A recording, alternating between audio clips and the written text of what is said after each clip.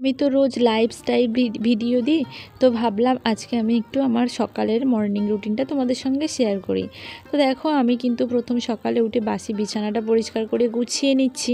এটা রোজ দিন গোছানো হয় না, ওই মাঝে মধ্যে মেয়ে ঘুমিয়ে থাকে তখন গোছানো হয় না। তো আজকে মেয়েও উঠে গেছিলো, তাই বিছানাটাও পরিষ্কার করে গুছিয়ে নিলাম।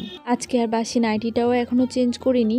আর তারপর এদিকে যে বাসি কিচেনটা থাকে, স্ল্যাব, গ্যাস ওভেন, এগুলো সব পরিষ্কার করে মুছে নেব। আর একেবারে না সব কিছু বাসি কাজকর্ম সেরে আজ ভাবলাম স্নান টান সেরে নিয়ে রান্নাবান্নাটা করব। আজ রান্নাবান্নার ঝামেলাটা একটু কম আছে। তো দেখো, ওদিকে গ্যাস ওভেন মোছার পর এদিকে ডাইনিং টেবিল চেয়ারগুলো একটু মুছে নিলাম। নেওয়ার পর ব্রাশও করে নিয়েছি। ব্রাশ করার পরে আমি না সকাল সন্ধে রোজই ব্রাশ করি, মানে সন্ধে মানে রাত্রে খাওয়ার পরেও ব্রাশ করি আর সকালে খাওয়ার আগে ব্রাশ করি। তো যাই হোক, দেখো এদিকে ব্রাশ করার পরে আমি যে ডিটক্স ড্রিঙ্কটা খাই, সেই ডিটক্স ড্রিঙ্ক আর একটু ড্রাই ফ্রুটস বসে বসে খেয়ে নিলাম। আর মেয়েকে বানিয়ে দিয়েছিলাম একটু হরলিক্স আর বিস্কিট। ও হরলিক্স আর বিস্কিট খাচ্ছে আর আমি সঙ্গে ড্রাই ফ্রুটসটা বসে খেয়ে নিলাম। আর আজকে তেমন একটা রান্নাবান্না নেই বললাম, ওই জন্য বাজার হাটে ঝামেলা খুব কম ছিল। টুকটাক জিনিস কিছু কেনার ছিল, সেই জন্য হাজব্যান্ড গিয়েছিল দোকানে। তো নিয়ে এসেছিলো ওই বিস্কিট, শসা, একটু ফল, এইসবই।